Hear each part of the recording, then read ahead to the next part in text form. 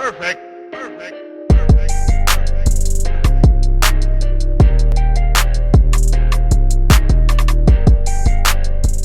How is it going, Bears fans? Welcome back to another episode of the Bear Down podcast, where we talk everything Bears every day of the week. Today, the week one coverage continues to roll on as we bring you our first installment of the season of our series of 3 key matchups. For those of you who don't know how this works, basically we just pick 3 positional matchups or factors in the Bears' upcoming game that are going to be important that the Bears take advantage of if they want to come away with a win. Thank you guys so much for the support on the channel, though, recently. YouTube, Spotify, Apple Podcasts, you guys have been going crazy. We were really inconsistent with posting podcasts throughout the entire summer, so to even have some sort of a fan base that is still listening in, continuing to support us means the world to us. We've got more week one content coming throughout the week. Do us a favor if you haven't already done so. Drop a like, subscribe, follow, share the podcast, leave a 5-star rating. This is our third of 6 podcasts this week. We're going to bring you guys at least 5 podcasts a week. That is our goal for this regular season. The most comprehensive Bears coverage on the web, so be sure to keep tuning in.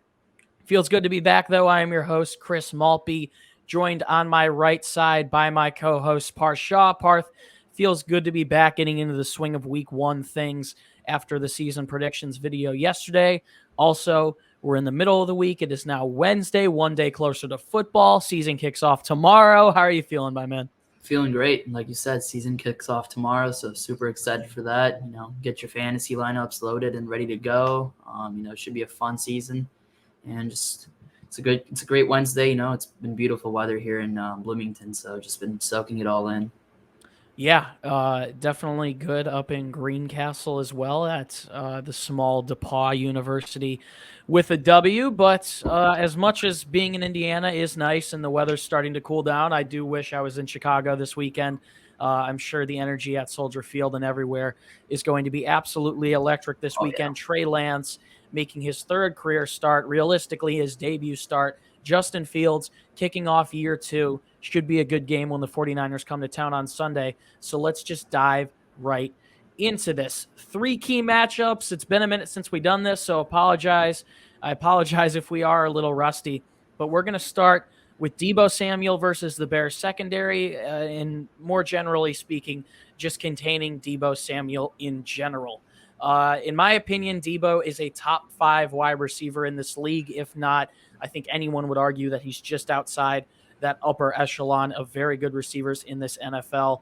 He had a great season last year overall, really came onto the scene. There's a little bit of ambiguity when you take a look at this 49ers wide receiver room because you never know what you're going to get when it comes to guys like Brandon Ayuk, like Juwan Jennings. George Kittle isn't always healthy, but Deebo had a great 2021 campaign, 77 receptions, 1,405 yards, 6 touchdowns through the air. He also was a beast on the ground, which is why I say in general, you just have to try and compromise his game as much as possible. If you take a look at his 2021 game against the Bears, he came in obviously with Jimmy Garoppolo at quarterback, but he had 6 receptions for 171 yards, almost broke a very long one for a touchdown. I believe got pushed out at like the 1 or 2 yard line. But it's also interesting to bring up Deebo as a player who it can be efficient on the ground as well. I actually don't have his rushing stats in front of me. I know he had multiple touchdowns. The 49ers use him all over the field. They can throw him at running back. They can throw him in the slot. They can throw him on the outside. He can beat you deep. He can be a jump ball receiver. So the Bears defense is going to have a lot on their hands, especially with the young secondary that they've accumulated this offseason. It seems like the starters at cornerback are probably going to be Kyler Gordon alongside Jaylen Johnson. I have no clue who's in the slot, if I'm being completely honest. Eddie Jackson and Jaquan Brisker at the safety position with Dean Cruikshank and DeAndre Houston Carson coming out there with the second team. So containing Deebo by any means possible is going to be a huge factor in this game.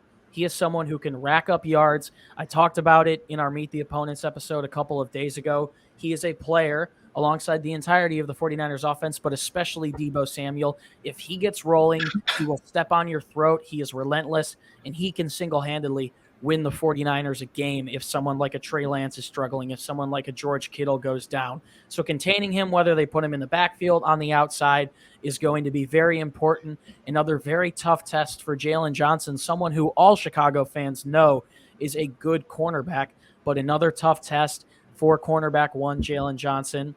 And if they can slow down Deebo, I really like the Bears' defense's chances of forcing 3-and-outs against this 49ers team. I think Trey Lance will look Deebo's way a lot, and maybe they could keep it at a low-scoring affair. I doubt it happens. However, if you can slow down Samuel by any means, you are in for at least much more of a competitive matchup. So, Parth, before we pass it on over to you with your first matchup/factor of this week 1 game, talk to me a little bit about how important you think it is that the Bears slow down Deebo Samuel in this week 1 affair.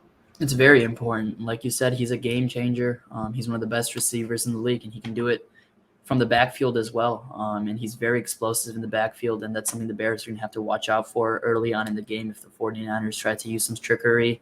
And also, as a pass catcher, him and Trey Lance, this is going to be the first time that they're going to be starting together, I guess. I mean, Trey Lance has started 2 games, but, you could say this is the first actual start of Trey Lance's career where it actually means a lot to him. And it's going to be interesting to see where how Deebo Samuel and Trey Lance's chemistry grows as the season goes on. But for week 1, the Bears are going to definitely have to cover him, have to know where he's on the field. That's one player you circle coming into the matchup. There are some guys every week that you just circle, and that is Deebo Samuel. I think I would argue that they have George Kittle. Elijah Mitchell also is a running back who I think is slept on that they have out of their backfield when he is playing well. Ayuk is also another dangerous target. But I think, and I'll ask you this question, I think you'll agree with me. I think Deebo by far is the most dangerous weapon that they have, more dangerous than Lance, whether he's using his legs or throwing the ball, more dangerous than Kittle and anyone else they have. Do you think you'd agree with that? Definitely. I think Deebo was one of the most explosive players in the league last year, offensively wise. Yeah, it's going to be tough to slow him down. I believe he didn't have any rushing yards against the Bears last season. However, he's someone who they efficiently used on the ground, especially as the season continued to roll on. I know the 2 teams, I believe, last year, I'm not sure when they faced off. I believe it was Halloween, actually. So Deebo Samuel, someone they'll probably try and use on the ground this year, and the Bears are going to have to try and contain him. And as Parth said, put an X on his name, put a circle around it, whatever you want to do. Slow him down by any means possible. Parth, before you go into your first matchup, I do want to share a stat real quick. Taking a look at the Bears' rushing attack last year against the 49ers in the 33-22 loss, they did have a pretty good game on the ground. 4.9 yards per carry, 176 yards, and a rushing touchdown. However, Justin Fields did account for 10.3 yards per carry on his 10 rushes for 103 yards and a score. Taking a look at the rest of the Bears offense, Khalil Herbert came into this game as a starting running back, 23 rushes for 72 yards, 3.1 yards per carry with a long rush of 22 yards.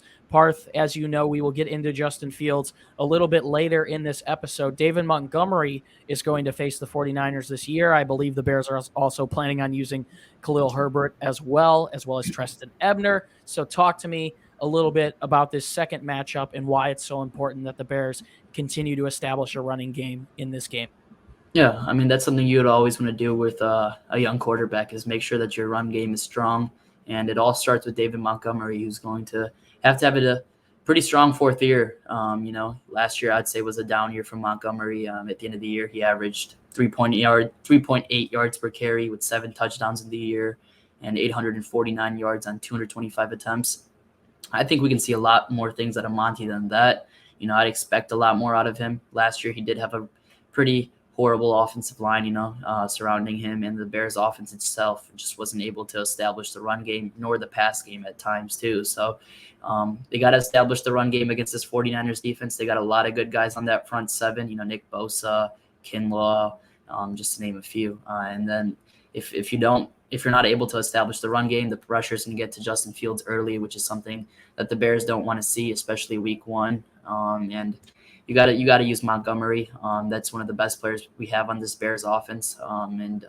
If you can't get the best player of the ball at least 20 to 25 times a game, the Bears will be in trouble. Yeah, I don't think going into 2022, Montgomery should essentially be the bell cow back. I No. actually really like the depth the Bears have in that running back room with Ebner, with Khalil Herbert. You forgot to mention it. You talked about it before we started recording, but it's going to be important as well that they get Kari Blasingame out there on heavy sets to be able to block. I mean, you've got Nick Bosa against Braxton Jones in his first regular season start. You've got Eric Armstead. You've got Javon Kinlaw. You've got one of the best track down linebackers in the league and Fred Warner coming at you. So it's going to be tough for the Bears to establish the run in this game. However, if they can do it, especially with Montgomery, who had his best yards per carry in 2020 with 4.3, that would be something that I think would very much so help the Bears not only get into a groove offensively, but make Justin Fields feel more comfortable. There won't be as dire of a need to air the ball out. And you can also start running a lot of play action and try Exactly. to That's exactly what I was about to get into. The play action game. That's something that our new offensive coordinator Luke Getsy loves to do. And to do that, you got to establish the run game and make sure that the defense at least falls for the run. And if they want to get a big play out of it, then they definitely can if the run game's is producing well.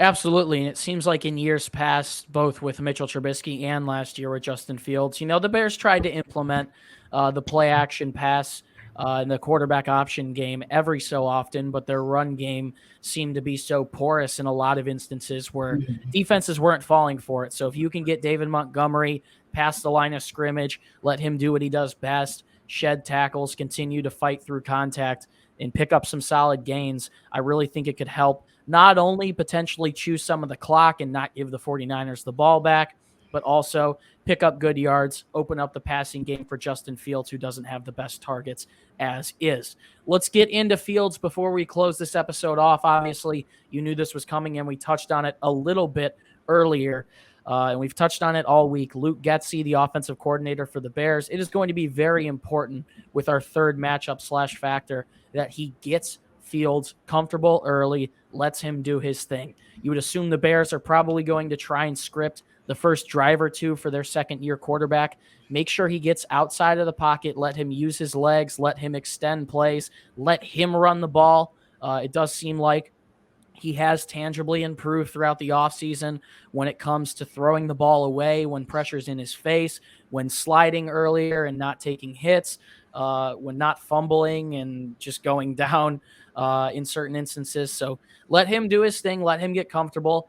I said it on Monday. I think the Bears actually last year had a pretty good script against the 49ers when it came to how they used Fields. They used him very efficiently when it came to the run game, the quarterback option. Obviously, I mentioned earlier, 10 rushes for 103 yards, 10.3 yards per rush. And to score, Justin Fields, arguably his best game, came against the 49ers in 2021, his rookie year. I think you want to try and emulate that script this year, especially with a little worse of a wide receiver room. Get the play action rolling early. Let Justin start in shotgun so he can at least get through a couple of reads before releasing the ball. We've seen him improve on that all offseason.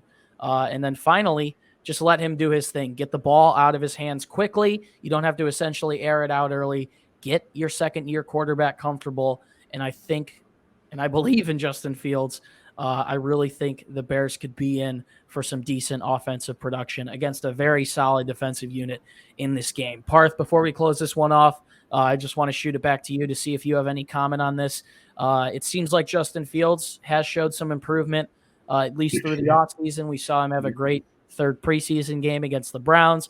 A lot of the national media and even us are still looking for tangible signs of improvement throughout the preseason, or throughout the regular season, before we finally declare him our franchise quarterback. We are hopeful that he can start off the season well. What needs to happen with him in this week 1 game for him to get off on a good start? Like you said, the main thing is he needs to get comfortable early and feed off of his own energy. I think that's when Justin's at his best, when he's just, using the momentum on his side and just reading defenses as fast as he can and making his instinct plays. That's for one thing. The Bears can never do is let Justin's instinct abilities take that away from him. You can't do that. And that's one thing he's going to rely on, obviously, against this defense who can get to the quarterback really easily. But the Bears definitely need to just call some early screens, short passes, just make him feel the game, let the game come to him. And I don't see why he cannot succeed. I have a lot of faith in Justin Fields. And if he can play really well against this stout 49ers defense, it will be some great things to come in the future, I guess you could say.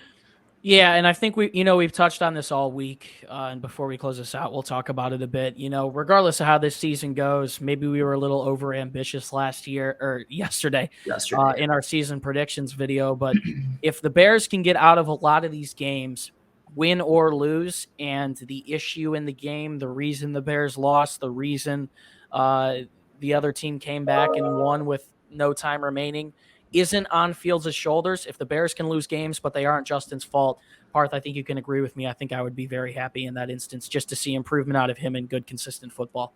Absolutely. I mean, at the end of the day, the Bears have a lot of cap space going into next year. And if quarterback is the least of our concern and we can spend our money anywhere else, then the Bears can set them up for some great success next year. And I think that's what Ryan Post is banking on. He's banking on the fact that Fields will turn out to be that franchise quarterback.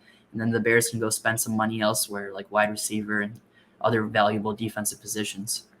Yeah, but hope Justin uses his legs on Sunday for sure. Last year, he was sacked 4 times when they went up against the 49ers. And taking a look at his entire season last season, 4 sacks isn't that bad. You would still like that number to decline. So get Justin Fields comfortable, let him get a groove, and let him do his thing. I really believe he can take the game over not only with his legs, but with his arm and his deep throwing accuracy.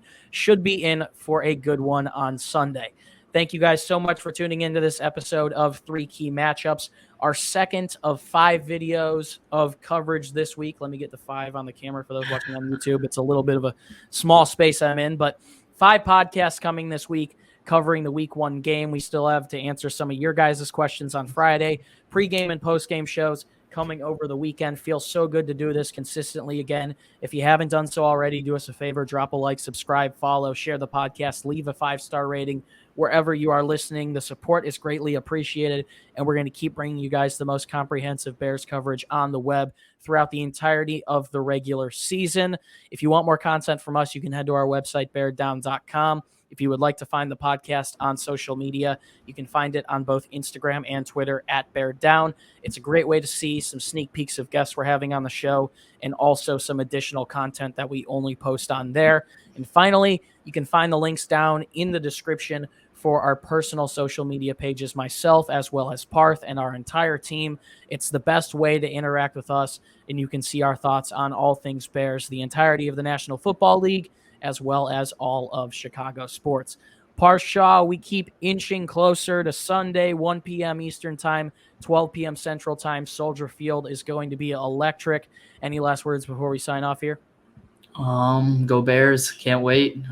Sunday can't come sooner, That's for sure. Absolutely. And I think something I'll say before I sign off is a tweet I saw from our good friend of the show, Aaron Lemming, earlier this morning. He was talking about how excited he is to see a lot of young Bears play. The team might struggle this year. I think that's definitely in the cards. There's going to be highs, there's going to be lows, but it's going to be good to see some of these young pieces, these rookies that made an impact, these young signings that Ryan Poles brought in, be able to make an impact early because taking a look at some of the tape last year when rewatching the games, it's crazy how many snaps, in my opinion, and in Aaron's too, he said in the tweet, were wasted on minimum veterans who were on 1-year deals. So it'll be nice to get some of these young players some good playing time, start the development, and hope things point up as we reach the end of the season with a lot of these guys, because there is definitely a lot of talent on this team and a lot of development to be done. Guys, thank you so much again for tuning in. It's been a pleasure to be your host. Once again, my name is Chris Maltby. The coverage continues all week. We'll be back on Friday answering some of your guys' questions before Bears 49ers pregame show on Saturday with a really special guest that is going to be live streamed, and then a postgame show wrapping up the game, giving our analysis and initial thoughts after the Bears play the 49ers on Sunday. Feels so good to be getting back into the groove of things. Bears fans, thank you so much once again for tuning in. And as always, do us a favor and stay safe and bear down. We'll see you in the next one. Peace out.